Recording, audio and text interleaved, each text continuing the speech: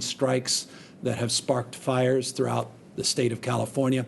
We've seen wind gusts in Santa Cruz Mountains north of 74 miles per hour, record temperatures that we've experienced, again, not just here in the state of California, but arguably the hottest temperatures we've seen over an extended period of time in close to 70 years on the west coast of the United States, including the headlines that are being garnered around the world with our own Death Valley that may have recorded the hottest temperature in modern recording, period, historically. Some have argued, at least in the last 90 years, but you get the point. 130-degree heat in Death Valley, California yesterday. We are all experiencing rather extraordinary conditions. Those conditions have precipitated, as I said, in a number of new fires in the state of California. Many of those fires under 1,000 acres. Most of those fires in a condition where we are confident we'll be able to tackle, we'll be able to block, we'll ultimately be able to suppress them in relatively short order. There are, however, 4 larger fires, active fires in the state of California. The River Fire, which has generated headlines near Monterey County, Ranch Fire and Lake Fire in LA County area. Of course, the Apple Fire, which is substantially contained down in Riverside. You could see the containment in each and every one of those fires, 10% River Fire, Ranch Fire at 19%, Lake Fire, progress being made, 31% containment. Apple Fire, again, substantially contained. Those are active fires under extraordinary conditions, and it's a way of expressing this heat dome, this heat index has put enormous amount of pressure, not just on all of you individually, but also our firefighters that are dealing with extraordinary circumstances, the likes of which we haven't seen in quite some time here in the state of California. So roughly 15 active fires, most smaller brush vegetation fires. These larger fires we continue to actively monitor. I want to thank the administration, the president, their quick support for what we refer to as an FMAG. You see FMAG has been granted by FEMA, our partners in River Fire and the Apple Fire. That will help with our recovery efforts. It will help with remuneration, will help with our ability to distribute emergency resources in real time. Again, the power and potency of these federal partnerships that clearly are at play at times like these. Of course, times like these also have precipitated in pressure on our energy supply across the West, but particularly here in the state of California. It has put pressure that has created some temporary service interruptions that began on Friday, that moved into Saturday, were substantially mitigated on Sunday, but are very likely to continue today, Tuesday, and likely through Wednesday evening. We're going to talk a little bit more about what we anticipate in a moment, but let me give you a size, a scale, the scope of what occurred. When I last left you on Friday, I was handed a note during the midst of my presentation about a new flex alert here in the state of California, that we were looking to be short of the megawatts needed to provide uninterrupted service throughout the state of California, about 1,000 megawatts short of where we needed to be. On Saturday, we fell short roughly 450 megawatts. We were able to turn some things on, address some issues with generators, some peaker plants and the like, look at some load strategies to mitigate and obviate the need for further interruptions. As I said, substantially Sunday, we saw only modest or minor interruptions in service in the state of California. Today, we are anticipating substantially greater need for energy, roughly 4,500 megawatts, 4,400 to be precise, short of where we believe we need to be. Now, that's top line, and I'll explain in a moment that we're not just going to accept that as fate. We're going to try to work to reduce the stress and reduce the need to reach that 4,400 megawatt goal through different strategies, demand reduction, different strategies in terms of procurement of new energy and the like. But this next few days, we are anticipating being challenged as it relates to all of these conditions that have precipitated at once in this historic moment. We always have maintained that, golden oldie, you can't control the weather, but you can prepare for the weather events. And let me just make this crystal clear. We failed to predict and plan these shortages, and that's simply unacceptable. I'm the governor. I am ultimately accountable and will ultimately take responsibility, have taken, I assure you, responsibility to immediately address this issue and move forward to make sure this simply never happens again here in the state of California. We began that process again shortly after I left you on Friday, worked throughout the weekend with our Energy Commission, with Cal ISO, our independent system operator, and the California Public Utilities Commission. We've been working with businesses, large and small, and we are working with experts across the spectrum to address the immediacy of this crisis, to understand the conditions that led up to it, and ultimately to address the anxiety that each and every one of you are facing, and to make sure that we never come back into this position again. So right now, California, we are currently and urgently deploying resources across the spectrum, and as I said, working to reduce our energy use. And I'll ask you to participate in that in a moment, but let me first give you an overview of exactly what has occurred and what's happened in terms of those efforts over the course of the last 48 hours. I signed an emergency proclamation that very specifically, very demonstrably and directly shifts energy consumption in this state. We're focused primarily on large energy users, and we are shifting to their backup power so they can utilize that power during the peak hours. We identify the peak hours roughly 3 p.m. About to 9, 10 p.m. Let's say 3 to 10 are the peak hours. I can explain in a moment why those evening hours become the most precious in terms of our concerns, particularly as it relates to sun going down, the utilization of solar, the fact that while we've had some peak gust winds, wind events across the state have been relatively mild. By the way, that's a good thing from a fire suppression perspective. That's an unfortunate moment as it relates more broadly to addressing the episodic nature of the renewable portfolio, of which we are prideful in the state of California, but vulnerable to in these conditions that I have stated. Number two, we have looked to focus on the shared power, the power rather, that we have stored as part of our PSPS protocols in the state. We've talked a lot in the last year about these public power shutoffs and the need to have protocols, not just with PG&E in Northern California, but our other investor-owned utilities, what we refer to as the IOUs. There are new protocols, new procedures that are required of these IOUs as it relates to the utilization of stored energy and power for PSPS. We are going to allow for the utilization for non-PSPS purposes of that stored power pursuant to this emergency proclamation that I've put forward. Accordingly, we're working with ports up and down the state of California. Interestingly, to many of you perhaps, large ships that come in on port, huge container volume, second to none in the United States, that comes in and out of the state of California. This is a West Coast port, utilize tremendous amount of energy. And so we're working to reduce the consumption of that energy at the ports to reduce ultimately the amount of energy being pulled off the grid.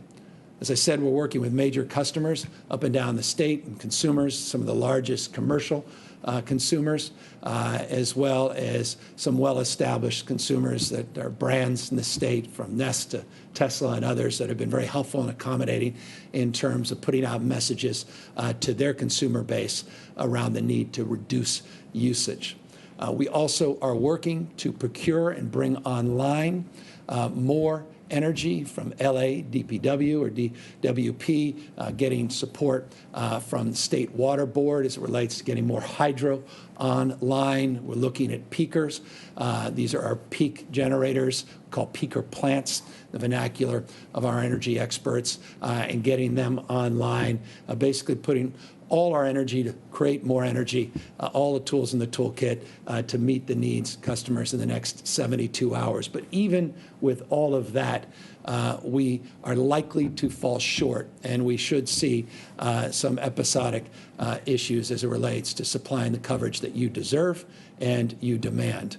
Accordingly, it goes without saying you deserve and also demand what happened and the implications of what this means to the future. And that's exactly what we've initiated over the course of the last 48 hours to understand exactly the relationship, the interrelationship between CAISO, between the CPUC and the California Energy Commission.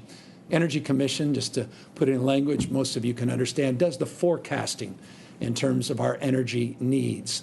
ISO puts out criteria for what's necessary in order to meet that forecast. And the PUC fundamentally focuses on procurement. So it's a shared responsibility between those three agencies. None of us in the state of California are immune nor naive about the hots getting hotter, the dries getting drier, the wets getting wetter. We have long recognized the consequences of climate change. We have long recognized it by also reconciling our responsibility as the largest state in the United States of America to do more and do better in terms of our low-carbon green growth future. We are committed to radically changing the way we produce and consume energy, and we are creating now and have more jobs in this green sector than we do in the fossil fuel space. So we see it as an economic imperative, and we see it as a moral and ethical imperative as it relates to the kind of world we're going to leave, the kind of state and nation we're going to leave to our kids and grandkids. And we are not backing off on that commitment, quite the contrary. But in the process of the transition, in the process of shutting down, understandably, the desire and need to shut down polluting gas plants, and a desire to go from old to the new, in that transition and the need to shut those down, comes the need to have more insurance, comes the need to recognize that there have been, by definition, demonstrably, in the last few days and what we expect over the next few days, gaps in terms of that reliability. We cannot sacrifice reliability as we move forward in this transition. And we're going to be much more aggressive in focusing our efforts and our intention in making sure that that is the case. We need to make sure that we have a demand response system and we have reliability that meets the expectations that we have all forecasted around issues of climate change and around the prospects that this is not the last, quote unquote, record-breaking historic heat dome and experience that we will have in the state or in this region or in this nation or in our hemisphere in our lifetime. Quite the contrary. This is exactly what so many scientists have predicted for decades. It's manifesting quite acutely here on the West Coast of the United States, also manifesting in droughts, not just wildfires, and not just the issue of concerns around high-quality, low-cost, reliable energy for people that must have that support for their health, for our economic prosperity, and the like. So one thing I am certain of is that we will move forward with the kind of focus and diligence that's required of us to meet our responsibility head-on, to guarantee protocols, processes, forecasting that's more sober, around the potency of solar, what it means when there's higher humidity, as we've experienced, and the impact that has on solar, what it means as it relates to our broader portfolio mix, our interdependence with imports, our current protocols with exports of energy to West Coast states, and our capacity on storage in particular that substantially needs to be improved as technology is catching up. Our efforts need to be advanced in this space. But I am confident in our capacity to deal with that. And the reason I maintain that confidence is the work that we've been doing in the last year, particularly the work we have been doing with our largest public utilities in this country, the largest in the United States, PG&E, but the other utilities, to really map a future of reliability that looks very differently than today. And so we've been advancing goals. We're now in the transition of that. And now we have to, I think, sober up to the reality that in this transition, we're going to have to do more and be much more mindful in terms of our capacity to provide backup and insurance. I am not pleased with what's happened. I take a backseat to no one, nor are you. And if you are just on the sidelines, I can assure you shouldn't be pleased with the moment that we're in here in the state of California. We'll get to the bottom of it, and that's why that investigation into what happens and its implications for the future will be done swiftly and immediately, and we will lay out in detailed terms what we're going to do to make sure this simply doesn't happen again. That's the certainty that we are committed to in this moment, obviously, of uncertainty that you have been put into. And so with that, I want you to know that is our resolve and our commitment, but it also is our request of you to help us mitigate this moment by doing what you can. And many of you are well aware, living in the West Coast of the United States, particularly here in California, flex alerts. They happen quite often. And flex alerts are nothing more than what you see up here on the screen. These are just encouraging you as an individual, as a business owner as well, to help participate. Sum total of individual actions in the aggregate is the total impact that we will have over the course of the next 72 hours to mitigate the impacts of de-energization that we're likely to experience this evening and tomorrow evening in particular. By setting your AC to 78 degrees between the hours of 3 and 10 p.m. to cool your homes and offices overnight and in the early morning, to close those drapes to make sure that the windows aren't open in the middle of the day at the peak of the heat. And also consider, to the extent you can, using major appliances in the off hours. Again, hours not 3 to 10, but before 3 p.m., after 10 p.m., though I recognize limitations of late night. But I also want to implore you the impact of those decisions on washing machines, dryers, and dishwashers and the like. Using those major appliances during those off hours can also help. And as I reminded my 2 kids this morning as they were waking up, as they walked out, turn off those lights when you walk out. Something all of us can do just more generally. But all those things, these 4 things in particular, can really help us conserve energy and help us through this very challenging period of time. Let me now turn to another challenge that we have in the state of California related to the pandemic and COVID-19 and update you on what we have been discussing over the course of the last few weeks related to those backlog cases. We have adjudicated the positivity of over 295,000 cases that were in the backlog. We had a lot that were deduplicated, so we were able to get a new numerator, denominator, forgive me. Bottom line is we have 14,861 positive cases that we have put through our backlog. And as you know, we were able to clear out all of those backlog cases last week, and the numbers we presented last week include all of the numbers you see up on the screen. So when we did that, we also made a commitment to you to go back to the county monitoring list. Remember, this state, 58 counties, each county has its own unique conditions, unique circumstances and challenges. Some parts of the state less impacted by COVID-19 than other parts of the state. So we put out a criteria and a watch list, what we call a monitoring list, and we update that on a consistent basis.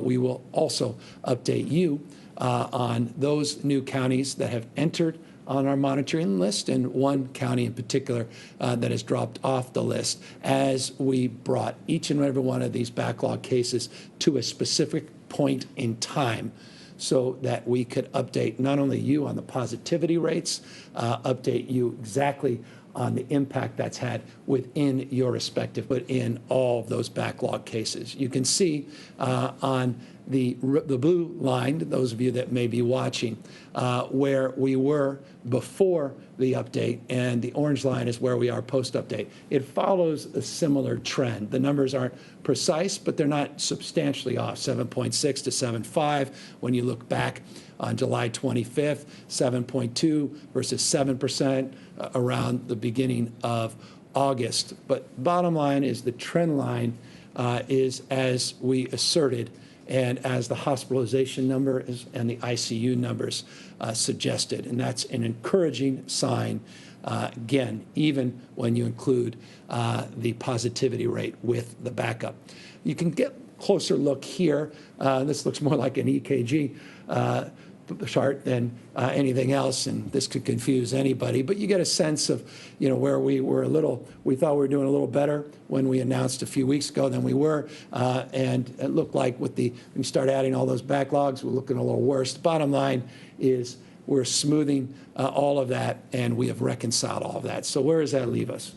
If you add all the backlog cases over a 7-day average period, they're at 9,446. Typical case number when you add the backlog over a 7-day period. The numbers that we put out today are the latest numbers, 6,469 positive cases in this state. Those case numbers are high, but they are trending in the right direction. Let me be more specific and more precise. We are now averaging close to 134,000 tests every single day here in the state of California. 133,632 is our average 7-day daily number of tests we have conducted. The percentage of people that have been tested over the course of the last 14 days that have tested positive for COVID-19 is 6.5%. So our positivity rate over a 14-day period in the state of California is 6.5%. Accordingly, we've suggested this in the past and we've asserted it, but the positivity rate, again, stabilizing and moving broadly in the right direction, also connects the expectation that we'll see hospitalizations to continue to decline. The good news is they have been declining statistically, and as a consequence, we have experienced a 21% decline in hospitalizations over a 14-day period. So 6.5% positivity, all the backup numbers included, updated numbers on hospitalizations, down 21% over a 14-day period. By the way, we're now at 7% of our healthcare system capacity represented with COVID-19 positive patients, 7%. As it relates to ICU admissions, we are down 16% over a 2-week period. So again, hospitalizations as well as ICU admissions trending in the right direction. We now have, I think it's roughly 19%. In fact, let me confirm that it is 19% of our ICU admissions are represented with COVID-positive patients in our ICU healthcare capacity. But again, hospitalizations trending downward, ICU numbers now also trending downward along with the positivity rates here in the state. Let me update you on the monitoring list. Last monitoring list you saw was on August 3rd, and this was the 38 counties out of our 58 counties that were included. The new monitoring list we're putting out today now has 42 counties on the list. Again, you have to be on the list for 3+ days, or rather, you appear on this list as long as we see trends over a 3-day period. You pull off if we see 3 days of trends holding stable as well. So we go from 38 counties to now 42 counties. Let's get underneath, look at which counties were added and which county was removed. You'll see that Amador and Mendocino counties were added, and this is the first in the day we went back to 7/25, and Amador was 2 days on, Mendocino was 2 days on, officially went on that 3rd day. I want to just applaud the leadership in Mendocino. They didn't wait for this updated information. They made modifications to their stay-at-home order. I want to thank their health officer and their county board of supervisors, among many others, for their leadership in this space. So Amador, Mendocino, you see Inyo County, Calaveras, and Sierra. Sierra just joined the list over the weekend. Calaveras on Thursday. Santa Cruz on Friday was removed from the list. So we've said this in the past. You've seen this in the past. This is a dynamic list. People come on, people come off. The numbers shift every single week. And I anticipate this week the numbers to shift again. It looks like, all things being equal, and the latest reporting period, 24-hour reporting period, which we will have later this evening, it's very likely San Diego will join the list of those counties removed. So likely tomorrow, though we'll update this, likely tomorrow that you see San Diego on that list. But Santa Cruz is currently the one county that was removed from the list. So this is an updated monitoring list. And I encourage people want to learn more about the monitoring list, want to get under the hood, understand the criteria that leads to how you end up on it and how you end up off it. Go to covid19.ca.gov, covid19.ca.gov. For more information, you can toggle and actually go to your county and learn with some specificity exactly how your county is doing and get a sense of the prospects based on the trend lines, the encouraging trend lines on hospitalizations, ICUs, and positivities, case rates, the likelihood that your county may soon come off that monitoring list. As always, we can't ever have a presentation where we don't encourage you to continue to do one of the most important things you can do to mitigate the spread of this disease, also mitigate the prospects that we'll have to extend these monitoring counties and see our schools reopened. That impact can be substantially made by your commitment and resolve to wearing a mask. Physically distancing, always one of the most important non-pharmaceutical interventions that we can make, and washing your hands, minimizing mixing where you can. And so that is a slide very familiar to those that have taken the time to watch our presentations. I want to just conclude by reminding you of how deadly this disease continues to be. Over the course of the last 14 days, we have averaged, over a 14-day period, the loss of 132 lives on any given day, which is just jaw-dropping when you consider that. And so our heart goes out to every single family that has been torn apart because of tragic loss of a loved one.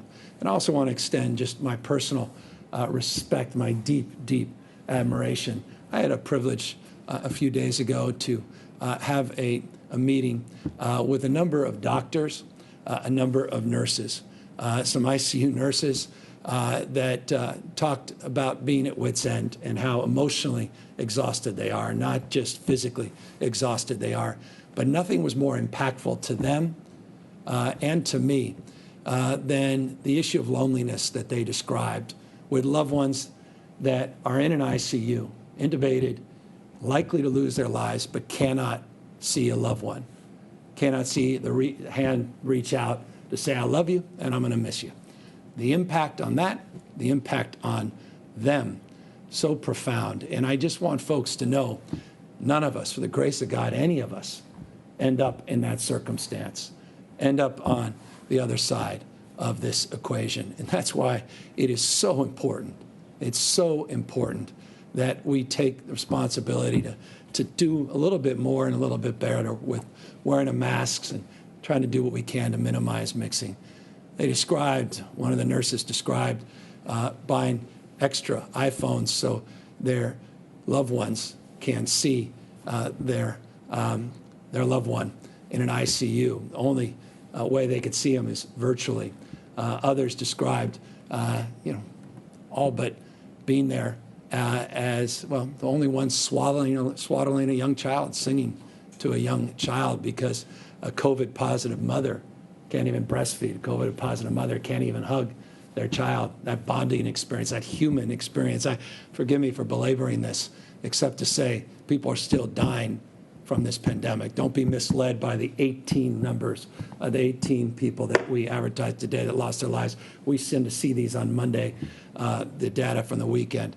132 human beings losing their lives in an average day over the course of the last 14 days. This disease is deadly. Take it, please, please, take it seriously. And if we do continue to, we will be back in a modified world, at least in the short run, until we have a vaccine, higher quality therapeutics, and we can do that much sooner, much faster, if we continue the course that we're currently on. So with that, I'm happy, of course, to take any questions. Alexei Kosov, SF Chronicle. Hi, Governor.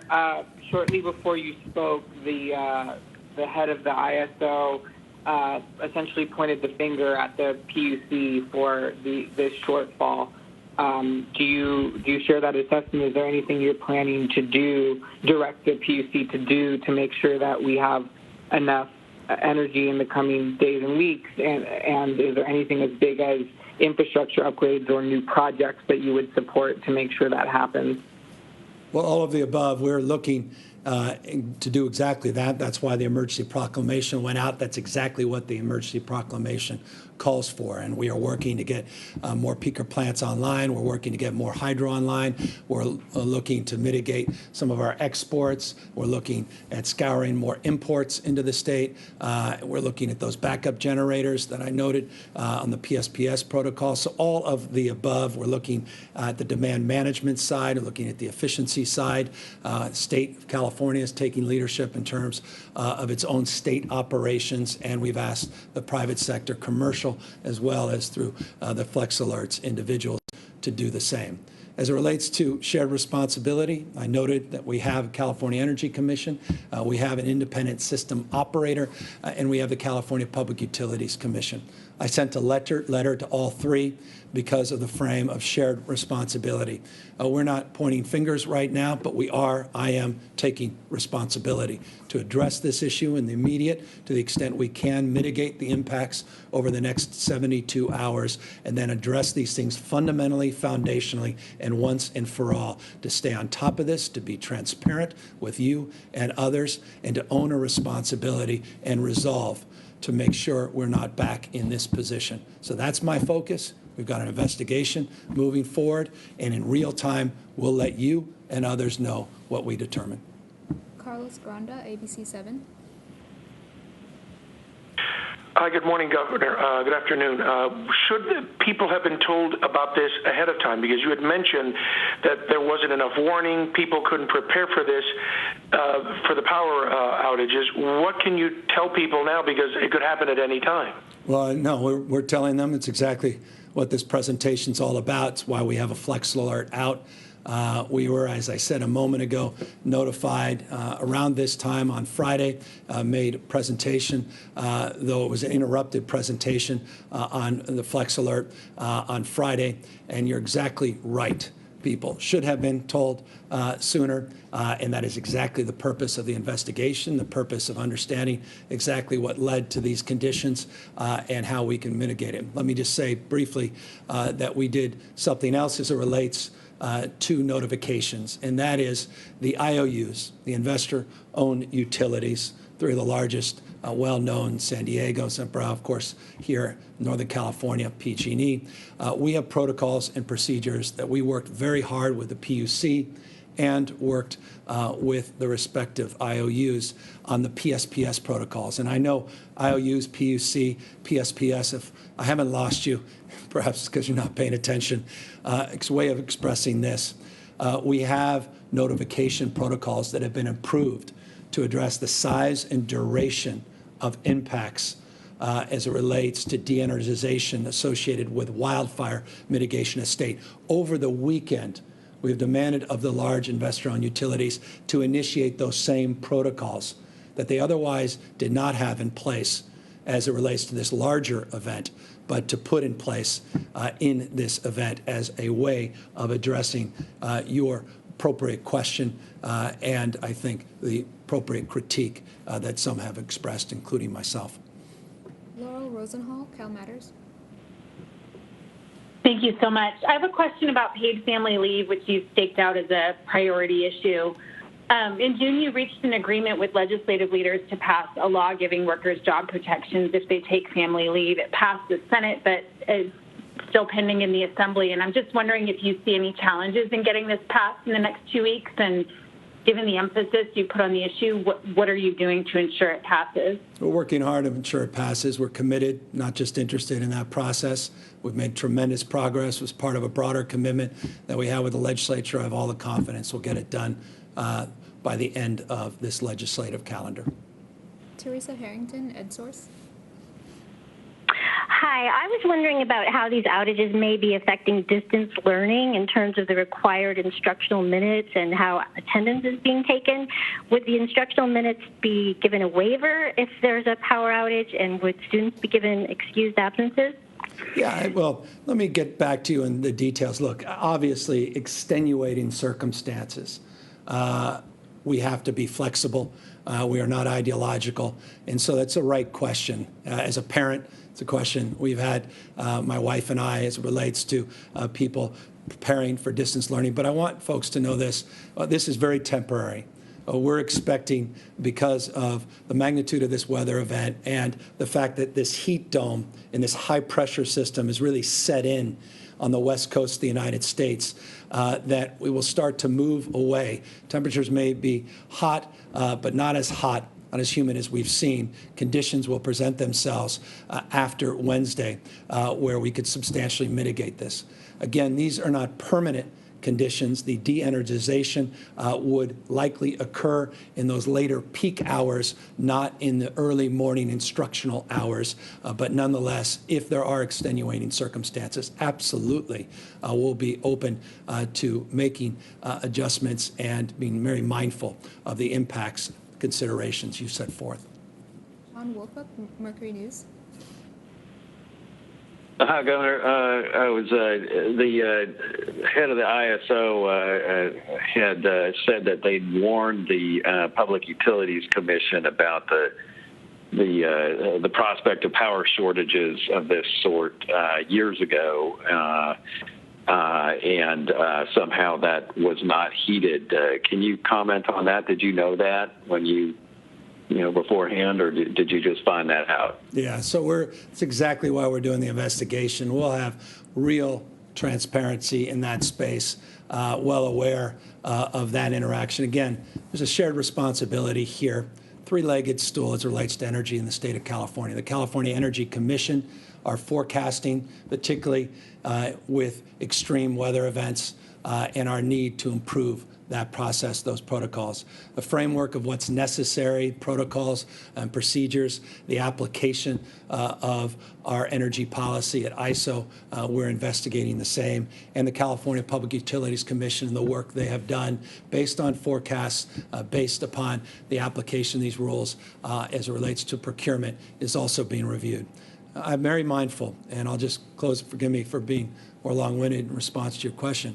I'm very mindful of the dynamics of energy policy, having spent the larger part of last year trying to address PG&E's bankruptcy.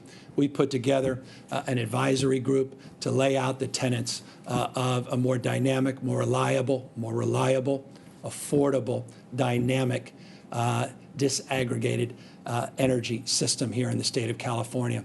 We have a consultant that laid out the parameters and guide rails of what that energy future would look like. I made a presentation along these lines on multiple occasions, and we are committed to address the immediacy of this challenge, but moreover, the medium and long-term commitment and resolve to a green energy future maintains itself, but with a much more dynamic, responsible, accountable, and focused approach than we've seen over the course of the last number of years. And so that's what the investigation will determine. That's what this process ultimately will resolve. Karen Luna, LA Times. Governor, you said you didn't know about the problem with the Cal Ready system when you disclosed the decline numbers a couple weeks ago, and now it sounds like you're saying the state had failed to predict and plan for the current energy shortage. and you're ordering an investigation into it. So is there a communication problem within your administration, or No. why are you not aware of and planning for these major issues? Governing a state as large as ours, it's difficult to predict everything that happens every single day. It's ultimately my responsibility. I thank you for, I think, the appropriateness of the question, but I certainly have a responsibility when things do come to my attention, and I'm being very transparent with you about when they did, which I think is important, to take responsibility to fix them. Vermel, Politico. Yes, hi there, Governor. Thanks so much. I was wondering if you support grid regionalization. Excuse me. That was the concept that was introduced by Assemblymember Holden last year. It passed the Assembly, but not the Senate. Supporters say that it could lead to better coordination of sharing electricity supplies across the West, and was wondering if you would be willing to talk with the labor unions that have historically been opposed to this concept.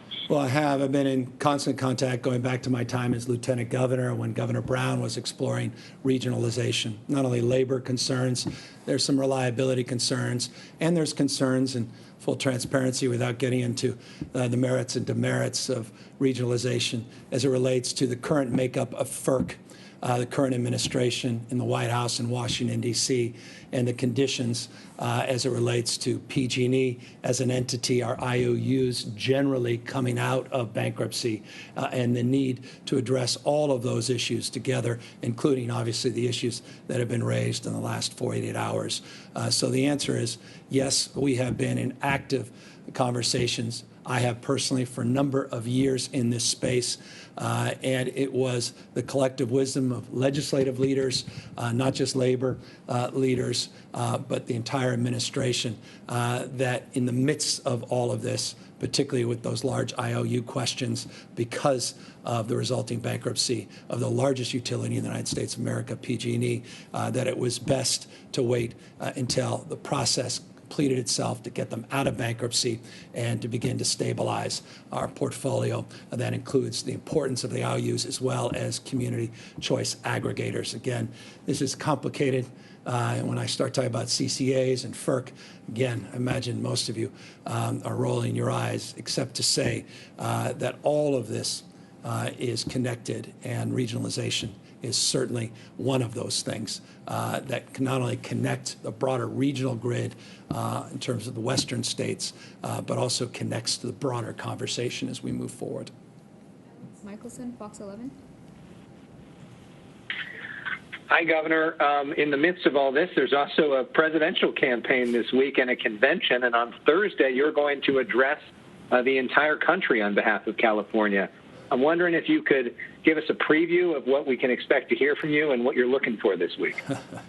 I appreciate that. So no direct speech on Sunday, more of a engaged conversation with another well-known elected official. But I'm honored and certainly humbled by the privilege of having that time and that moment to engage with someone I have tremendous respect for.